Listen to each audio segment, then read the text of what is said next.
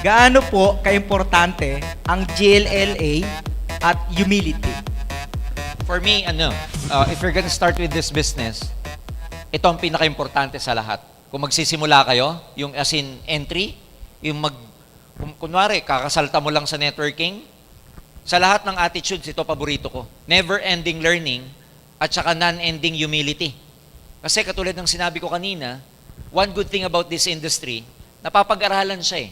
Kung gusto mo ma-increase yung level ng probability for success, kailangan talaga gamayin mo siyang mabuti. Alamin mong mabuti yung ins and outs.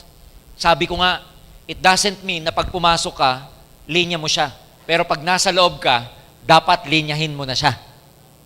Ulitin ko hindi importanteng linya mo siya pagpasok mo. Pero pag nandito ka na, make it a point na gawin mo siyang linya. Talagang ikarir mo talaga siya. Pag-aralan mong mabuti. And never ending kasi, as we said earlier, babaguhin mo yung, kasi maganda sa training, Roy, minsan may mga neural pathways ka na nagbabago eh. Nagbabago. Yung nagbabago yung connection ng utak mo ba? Yung mga neural pathways ang tawag dyan eh. For so many years, kung ano yung tinraining sa'yo, may dati ng daanan yan na ang tawag neural pathways. If you want to have bagong pathways, attend ng training. Kaya nga, Sir, may natandaan ako, yung sabi mo, para ma-master mo, para kumita ka ng maganda o maging magaan sa'yo isang bagay, kailangan mong ma-master. yeah, Then, para ma-master mo, kailangan mong i-consume yung at least 10,000 hours. hour. Yeah. Sir, pwedeng i-expand mo eh? yun? Pinag-aralan yan sa buong mundo. Merong isang author in the name of Robert Greene. If you have a chance to buy his book, it's a very wonderful book. Ang tawag, Mastery. Mastery by Yes. Robert Greene. Pinag-aralan niya sa stop ko buong lang. mundo. Ibig sabihin, ang pagiging master, hindi dahil sa taas lang natapos mo, Hindi. tinapos mo to. Hindi. Kasi parang si Henry Ford, na-master niya yung Na-master niya craft na niya. yun. Eh. Tama. So yun ba yun? Hindi, ako kasi, grade 2 lang, grade 3 lang. Pwede ba akong ma-master ko rin to? Yes, oo. Pwede. Kasi pinag-aralan niya yung mga successful na tao sa mundo. By the way, it is proven na ang success sa mundo, hindi swerte at malas. Okay. Yung gumagawa ng kaswertehan, ikaw yan. Ang gagawa ng kamalasan, ikaw din. Ikaw din. Subukan mo, in the next 10 days, mag-recite ka, pagising na pagising mo. Pagising mo, ang una mong i-recite, ganito. Ano na naman kayang kamalasan ang mangyayari sa akin? Mamalasing ka. Correct. So, ang gagawa ng malas at swerte, ikaw. Now, pinrove sa book na yon, pinag-aralan niya lahat ng Batikan.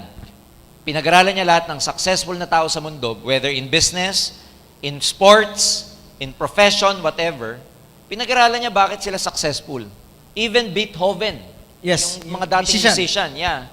Pinag-aralan sa buong mundo, na karamihan ng successful na tao, they dedicated some of their hours to be masters of their craft. Pati si Manny Pacquiao nandun sa librong yun. Ah, okay. Bakit si Manny, he's very good in boxing. Bottom line, isa sa buong mundo, they've dedicated at least 10,000 hours 10,000 hours. training and learning about their craft. So, lahat ng tao sa mundo, sabi nga niya, 10,000 seems to have a magic. Parang may magic yung 10,000 na yun. Kasi anyone, na sino lumagpas ng 10,000 hours dun sa ginagawa niya, they become successful and masters of their craft. Wow. So, ano ibig sabihin nun? Mapupulot mo sa AIM, sa networking.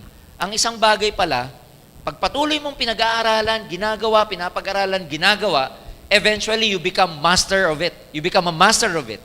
And pag naging master ka, yung winning edge mo, mas lalong tumataas para lalo ka maging successful. Wow. Kaya, magandang lesson yun, yung aral, ng aral, ng aral. So mga, sir, kung taon, yan na natin, mga ilang taon to, yung 10,000 hour, mga estimate mo, ilang taon to? 5 years and above yan, depende 5 sa years and dedication. above. no? Pero 5 sa years. 5 years na yun, let's say ginawa nila to, let's say minaster ko ang network Oo. marketing.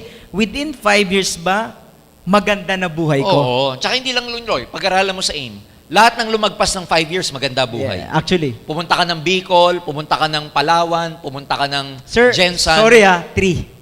Oh, iba nga 3 years lang, di 3. ba? Basta yung focus nandun, yung Oo. dedication nandun. Actually, computation namin, 3, lang. maganda na. Kaya nga. So, ibig sabihin, lahat talaga ng 5 years. Kasi 3 years pa lang, maganda na eh. Yes, sir. Can you imagine? What is 3 years or 5 years, ladies and gentlemen? Sir, dito ang 3 years na. 3 years of business. Oh, wala pa. Grabe. Payaman pa lang. Kaya nga mga friends, What is 3 years to 5 years? Kung 5 years naman, ang ganda-ganda naman ng buhay mo. Milyonaryo Kasama ka na. pamilya mo. Sarap. So ako, tama kasi hindi ko tuloy niya eh. O, tsaka yung mga nakaabot ng 5 years, sa inyo, dali-dali na. Wala na. Kahit nakapikit ka, you know, you Yung can do it. pag-recruit, yung pag-i-invite, wala lang, di ko na nga alam, nag-i-invite ako. Baga parang wala ng effort. Walang effort. Wala effort. Yung pagpo-prospect, basta, everyday nakakakuha ako ng mga iba-ibang tao, mga stranger, wala namang effort. Wala na effort. Basta nagiging friend ko na sila. Kasi- Eventually, nagiging partner na rin sa business. One learning that you will get, yung learning nyo, isang source ng learning sa business na to, yung actual experience. Eh. Yung when you're trying to do the business na ikaw na lang mag-isa, yung experience mo ang tutulong sa'yo eh. Akala kasi na maraming distributors, matututo ka lang ng training, ma-adapt mo lang ang knowledge, makakapag-acquire ka lang ng knowledge by attending trainings like this. No. Mas matatrain ka pag ginagawa mo siya.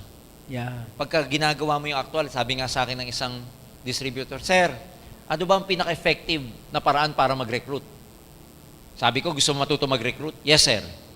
Sabi ko, mag-recruit ka, matututo ka pa paano mag-recruit. Tama eh. So may mga Totoo yan. Oo. May mga tao kasi sir, perfectionist. Parang ayaw magkamali. Oo. Kaya gusto nila mag-load ng knowledge, i-filter.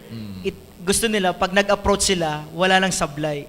Pwede ba may yun? kasabihan yan eh. Di ba sabi ni Zig Ziglar, you don't need to be great to start. You just need to start to be great. Correct. Sabi pa nung isa, if you wait for everything to be perfect before you begin, then you will never begin at all.